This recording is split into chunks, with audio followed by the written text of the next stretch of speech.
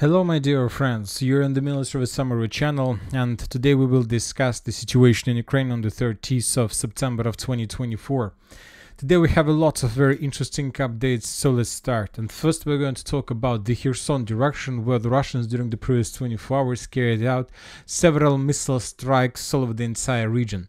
First let's talk about the city of Kherson, and the Russians published the video how they managed to discover the Ukraine ammo depot or the temporary deployment point, and as a result of missile strike that point was destroyed. We see the consequences of Russian attack, and something big was destroyed obviously. A little bit further in the northern direction, more precisely in the Nikolaev region, the Russians carried out another missile strike, a very interesting one. As you can see, according to the map, the Russians attacked the railway station. The quality of video is poor, so it's very difficult to understand what exactly the Russians managed to destroy and the damage the Russians managed to deal. But one thing we know for sure, that first the Russians discovered the train, and then the Russians attacked the train within Iskander complex. And then the Ukrainians decided to start moving.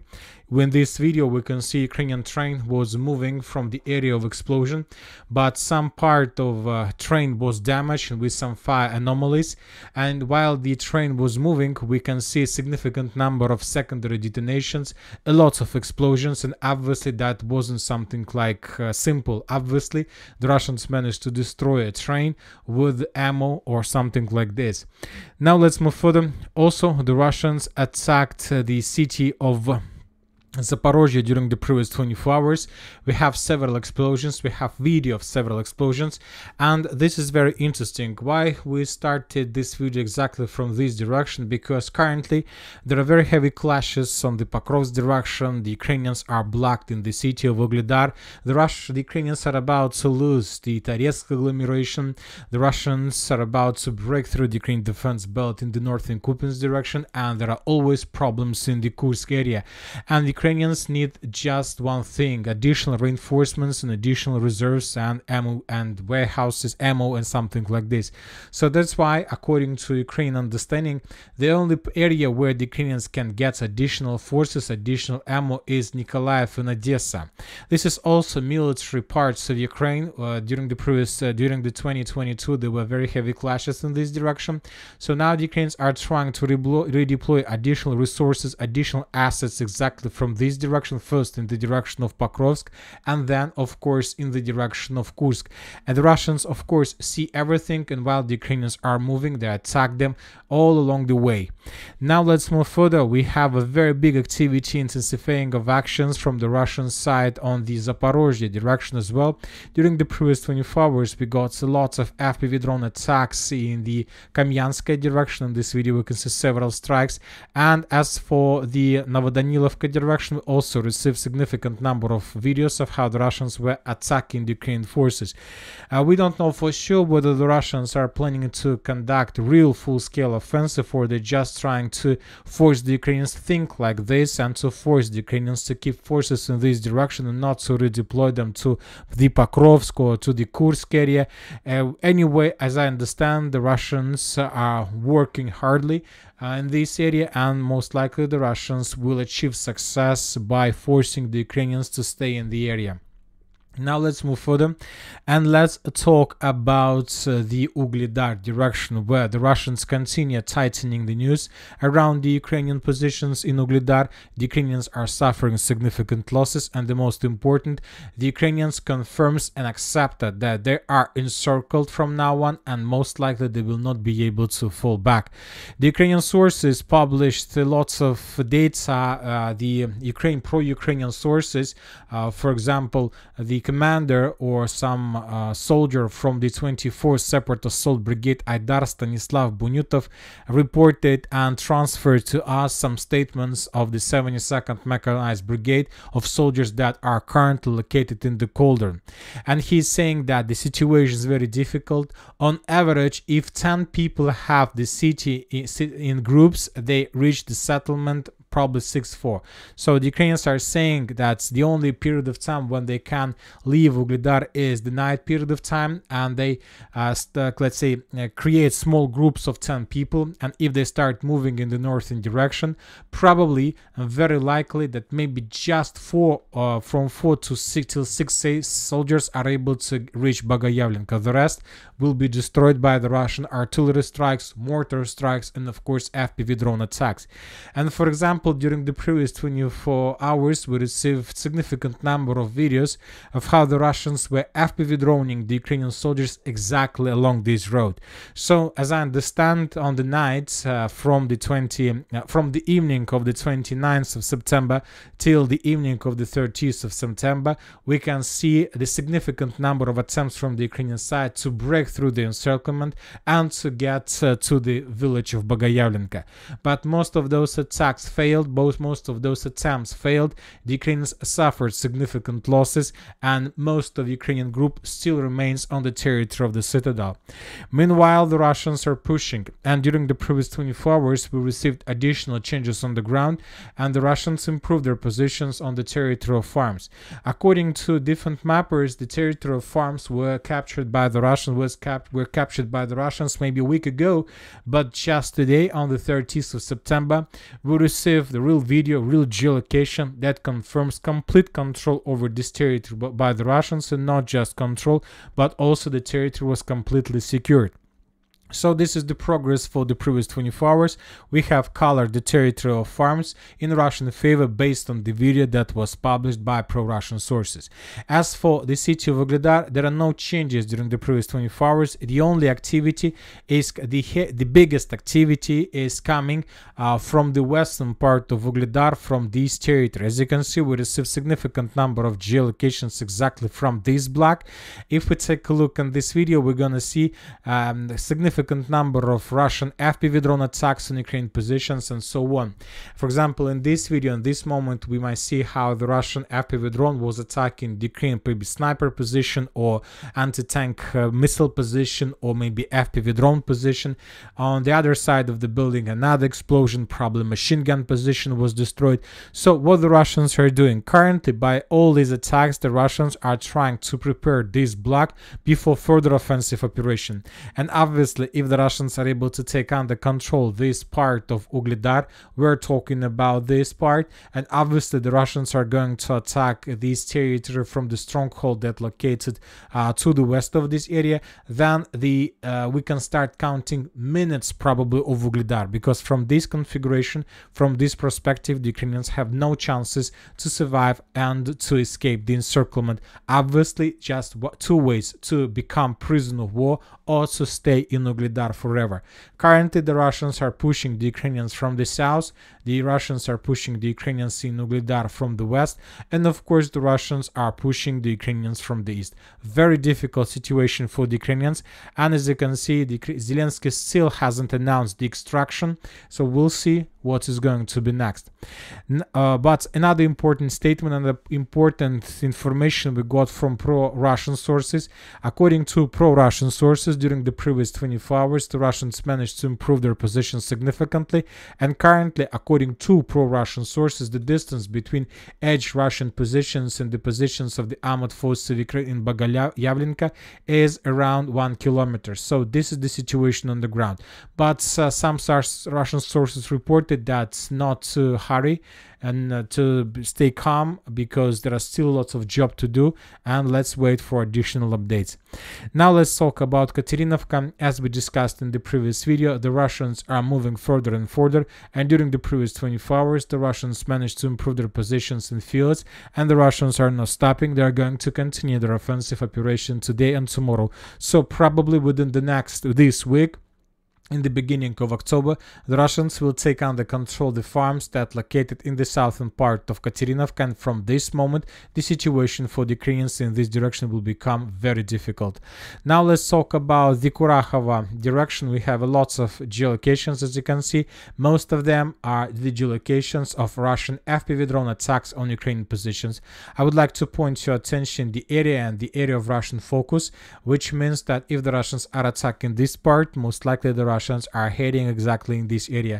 Let's discuss videos in details, and the most important that currently we are receiving significant number of FPV drone attacks on the territory of Kurakhov. I'll remind you that a year ago there were no attacks in this area, and starting of late September, almost every single day we receive additional batch of Russian FPV drone strikes.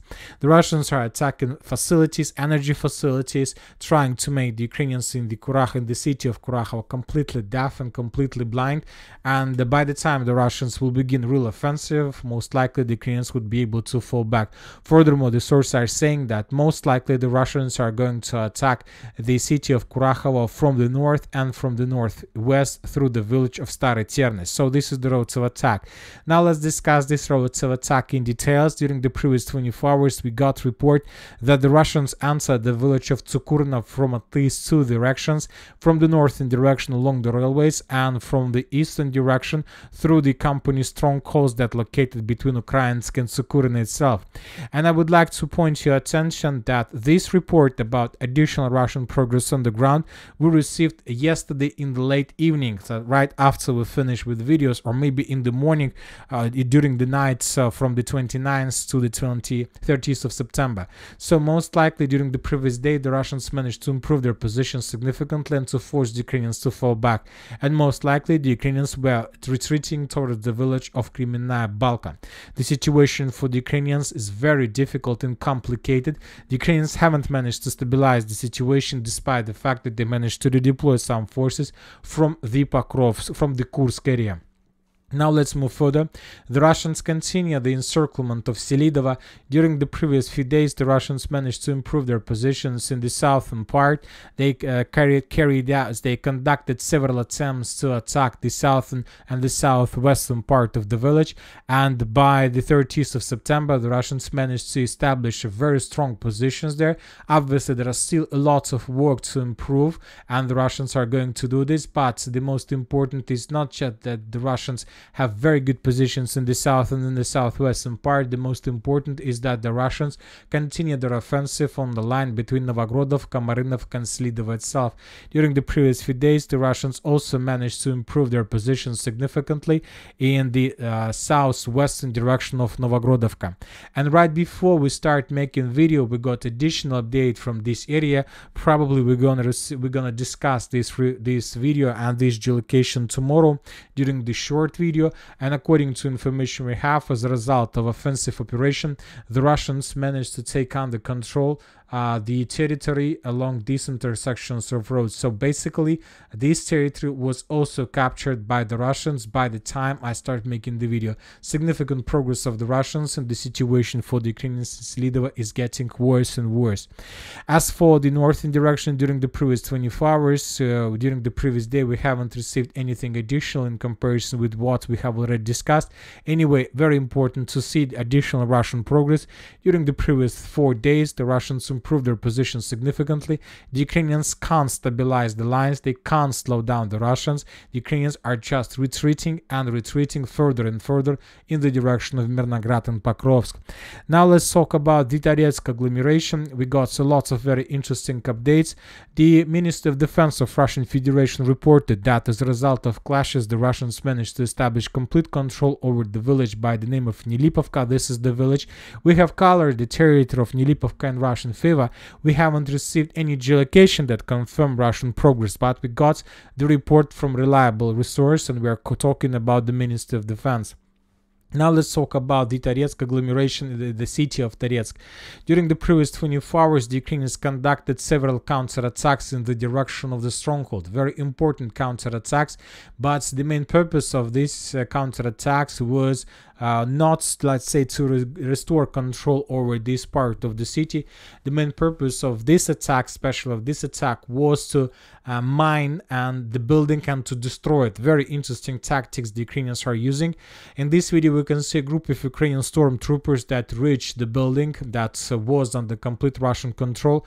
They, let's say, landed in this territory, while the one group of Ukrainians were attacking the Russian forces, trying to pin them came down on the third and the second floor of the building. Another group of Ukrainians were establishing mines and explosive on the first floor. And when the mission was finished, when the Ukrainians finished the mining process, they retreated without any progress on the ground. And in the final episode of the video, we might see how the Ukrainians detonate an explosive on the first floor and how the entire building was destroyed. So this is something new. And let's see, maybe the Ukrainians are planning to destroy as many as possible buildings. Maybe they think that this will slow down the Russians at least a little bit. Now let's move further and let's talk about the Kupiansk direction. In the southern area, we have adjusted the map in Russian favor based on the Minister of Defense of Russian Federation report. And during the previous 24 hours, we got a significant number of updates from different pro-Russian resources about additional progress on the line between Nevsky and Makiivka. Currently, we don't know for sure the exact progress of the Russians, but most likely during the next few days, we're going to receive additional geolocations in the videos and we will adjust the map in the Russian favor. As for the northern Kupiansk direction, the Ukrainians for the fourth day in a row continue publishing the same videos of how they were repelling Russian attack. This time, the video was published by the 1st Presidential Brigade, so nothing new, just the same episodes, the same video. The Russians, since that moment, haven't conducted even a single attempt to attack the river of Oskol once again. On the other hand, the Russians were bombing the Ukrainian positions in the fields, probably those positions that were discovered by the Russians during the previous attack. On the other hand, some pro-Ukrainian sources reported about additional progress on the ground. Maybe during the next few hours we're going to receive some map changes and we will adjust the map and we will discuss them in the next video.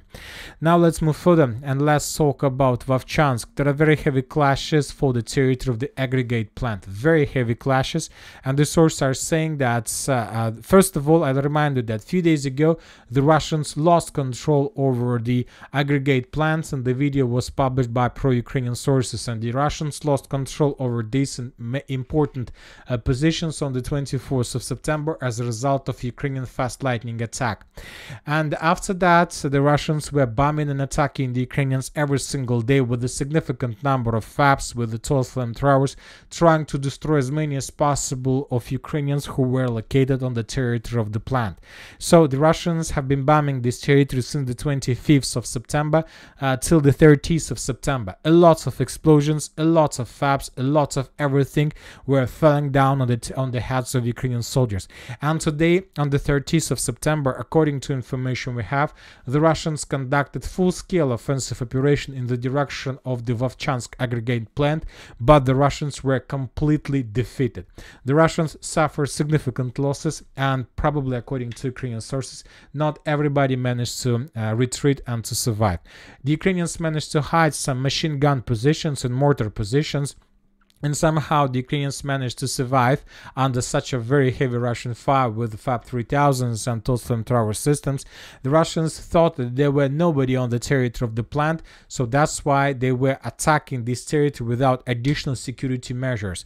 But the Ukrainians, when they realized that the Russians, let's say, are attacking, thinking that they're unsafe, counterattack them and deal significant damage. Maybe during the next few days we're going to receive some videos from the Ukrainian side, and then we will discuss this operation once again. Anyway, summarizing everything, the Ukrainians the Ukrainians saved control over the aggregate plant. The Russians were defeated. Now they're regrouping and planning additional operation.